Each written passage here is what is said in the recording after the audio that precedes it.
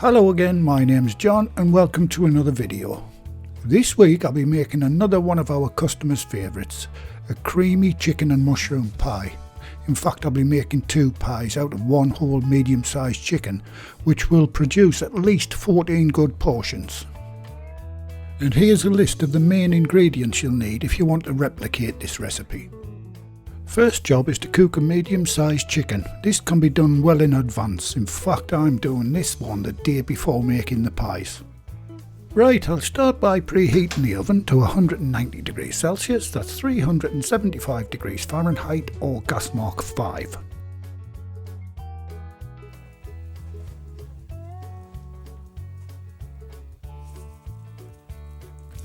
Okay, what I need to do to keep the chicken moist is to steam it rather than roast it by sealing the chicken in a roasting tin using aluminium foil as shown in the video. Right, start by rubbing olive oil all over the chicken and add half a cup of water before covering it in plenty of foil, making sure to press the edges tight so little of the steam can escape. Then I'll get it in the oven and cook it for at least 90 minutes.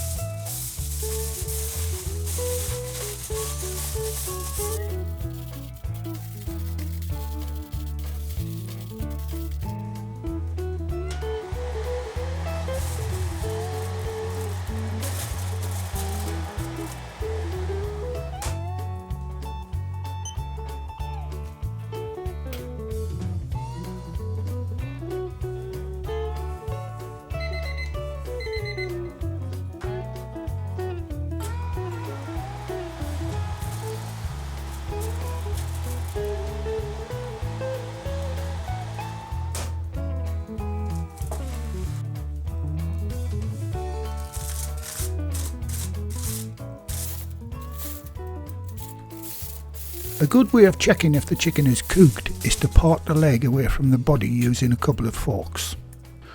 If it's difficult to separate it, then put the chicken back in the oven for another 30 minutes. This also applies if you're just doing an ordinary roast chicken.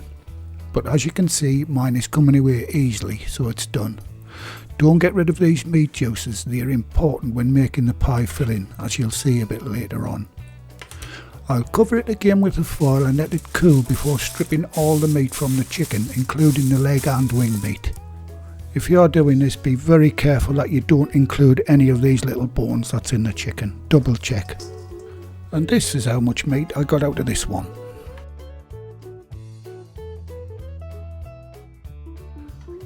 For this recipe, I'll be making two pies. For the first one, I greased this 10-inch pie tin. This type has a removable bottom, and for the next one I'm using an ordinary household plate. Okay, now on to making the pastry. For this pie it's a simple short crust pastry. All the short part means is a pretty high percentage of fat to flour. In this case 50%, that's 25% butter and 25% lard. I'm going to make two batches of this pastry. First I'll demonstrate using a food processor, which if you've got one is by far the quickest, easiest and probably the best way of making pastry. And I say that because when making pastry it's always best to keep everything as cold as possible. The second method is to simply make the pastry by hand, which is also okay as long as you don't handle it too much. Right, like I said, this first batch is only half the ingredients for this recipe. Whichever way you're doing it, add the whole ingredients listed.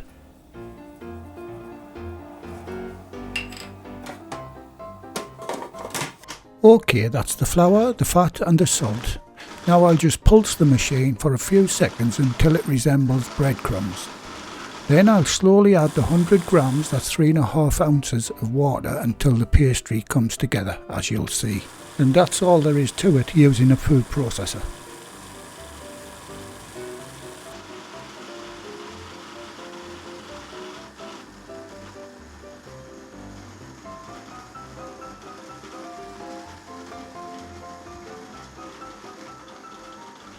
Okay, once you see the pastry come into a ball like that and start riding around the machine, then it's done.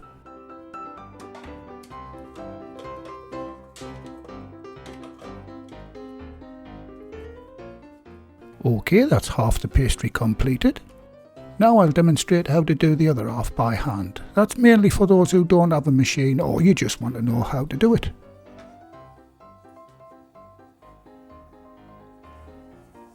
Just out of interest, the butter I'm using in this pastry is my own homemade butter. If you'd like to know how I make it, you can check out the video on my channel. I'll leave a link in the description box below the video.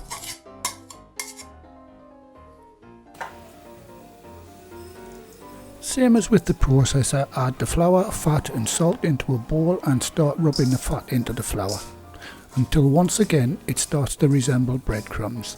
Try to do this as lightly but as quickly as possible.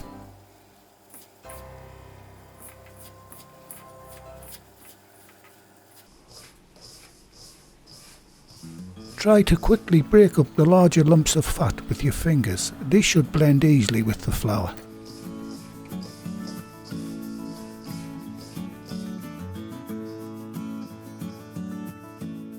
I've skipped forward a bit, but this took me about 3 minutes to do. If you grip a little in your hand and press it, it should fall apart easily again, and that's when you'll know when it's done.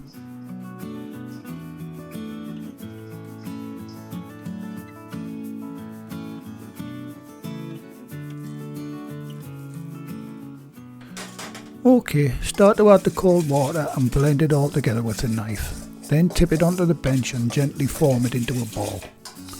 Once I've got it all together, I'll put it in a food bag and refrigerate it for at least half an hour before using it.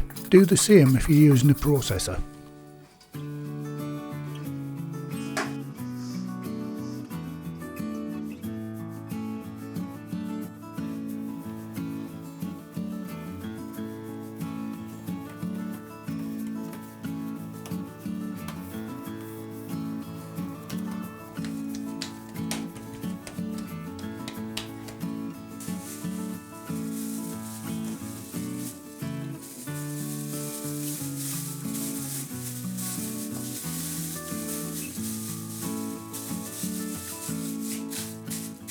Right, while the pastry is resting in the chiller, I'll prepare the mushrooms. I'm using 150 grams, that's 5 ounces of shiitake mushrooms, and 250 grams, that's 9 ounces of chestnut mushrooms. This combination gives the pie a wonderful earthy taste. But you can use whatever variety of mushrooms you like, as long as the total weighs 400 grams or 14 ounces. You can also chop them up how you like. I like to slice the shiitake mushrooms into thin strips and then dice the chestnut mushrooms. As long as they're not too small or too large, they should be okay.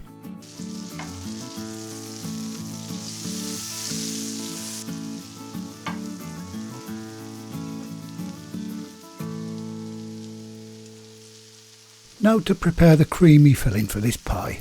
Start by frying off the mushrooms in a good knob of butter until they become soft and start to release their liquid.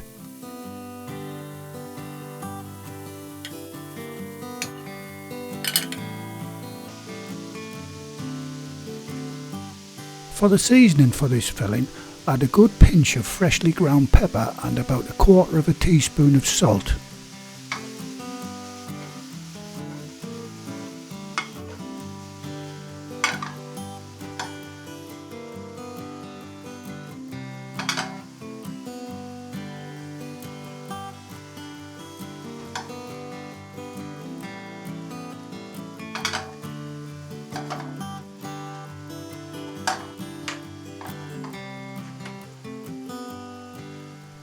Now it's time to add the meat stock from the chicken. If, like me, you did the chicken the day before, then your stock will be like mine in a form of a jelly. Or if you did it the same day, yours could be still in liquid form. Whatever it is, add about half of it to the mushrooms. Adding all of it will be too strong. You can keep the rest to make gravy or soup or something, but don't waste it, as it's full of flavour and goodness. You could also freeze it and use it in a later recipe, like I did in my toad in the hole video when I made the onion gravy.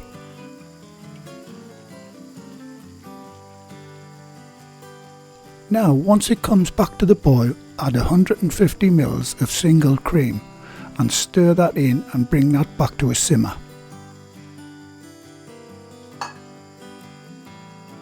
The only thing to do now with it is to thicken it up a bit. The thickening agent I'm using for this is corn flour, or you may call it cornstarch. In this cup I have a heaped teaspoon of corn flour and 3 tablespoons of cold water.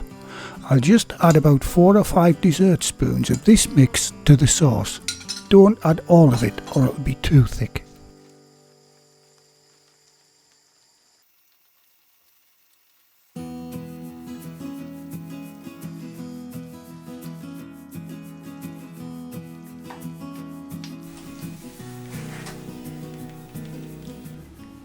Now all I need to do is to add the sauce to the chicken and mix it all together, and that's the filling done.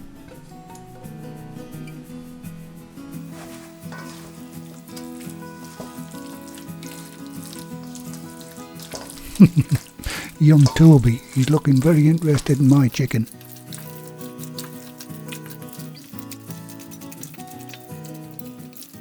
If it seems a little on the dry side like mine is, then simply add a little more cream.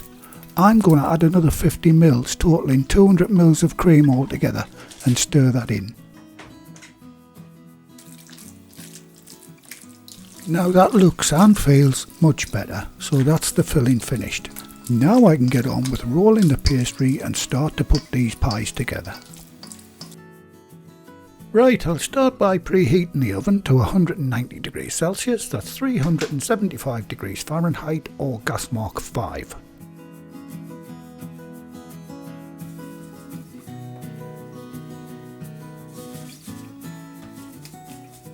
Right, I've split the pastry into 4 equal pieces and I'll start by rolling out the first 2 bases for the pies.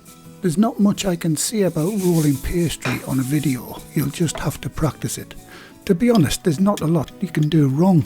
Just try and keep the pastry as round as possible and approximately 4mm, that's 3/16 thick. Also make sure before starting there's flour on the bench and on top of the pastry when you're rolling it, and also on the rolling pin to prevent sticking.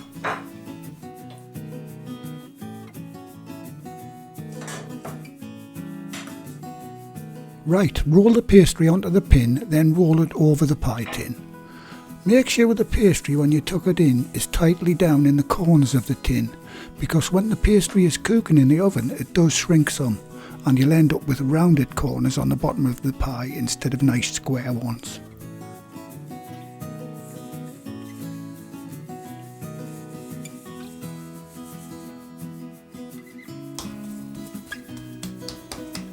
Okay, I quickly go through the plate pie bottom and then I'll fill the bases of the pies with the filling before rolling out and adding the tops.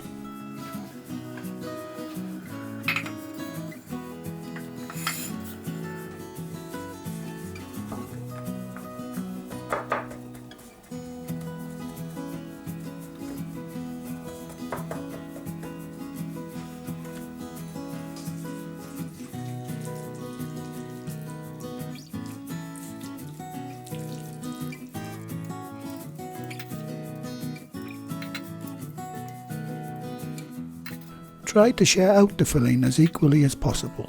Spread the filling out with the back of a spoon, but don't compact it too much.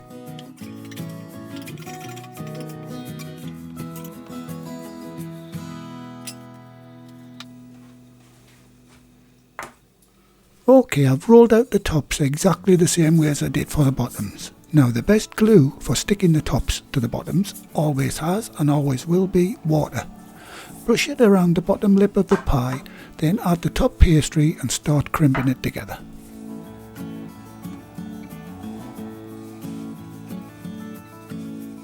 There's lots of ways to crimp the pastry together. If you're not comfortable using your fingers, you can press down around the edges pretty firmly with a fork. If you want to practice with the finger technique, this is how I do it. I use the forefinger and thumb of both hands in this fashion.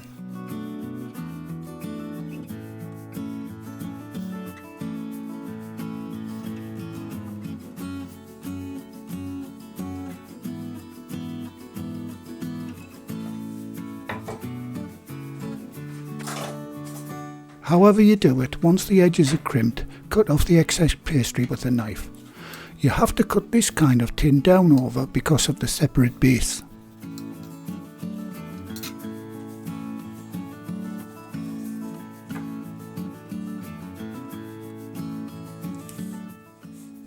Once the excess pastry's been cut off, just tidy the edges up.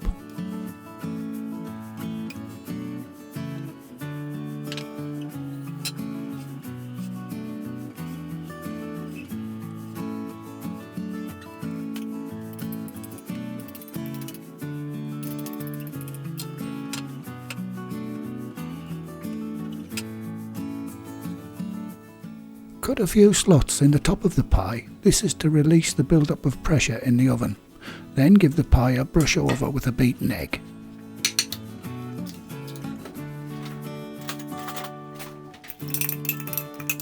And now a little bit of useless eggy science information. An egg wash using the whole egg does two things.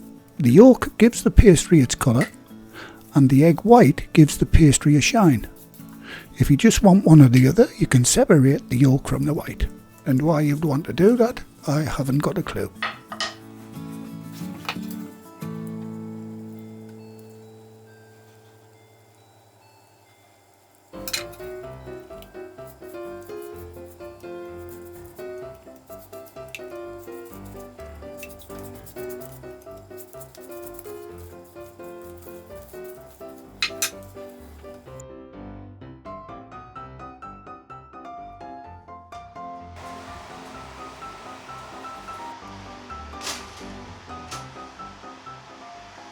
Finally, it's time to cook the pies. Get them into the preheated oven and set the timer for 25 minutes. Then check them for colour. Remember, the filling is already cooked and it's the pastry we're interested in getting right. So once you have that golden brown colour, they're done. At this temperature, that normally takes between 25 to 30 minutes.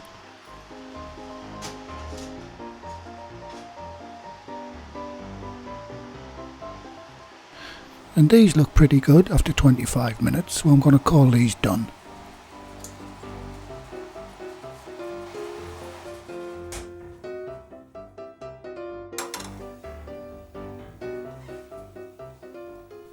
Well, that's about it for this one.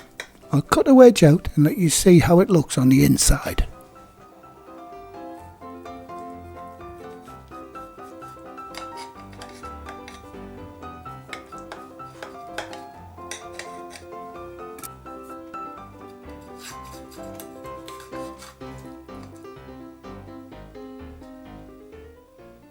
And there you go, a great short crust pastry and a delicious creamy moist filling with tender chicken and those earthy mushrooms. Absolutely gorgeous.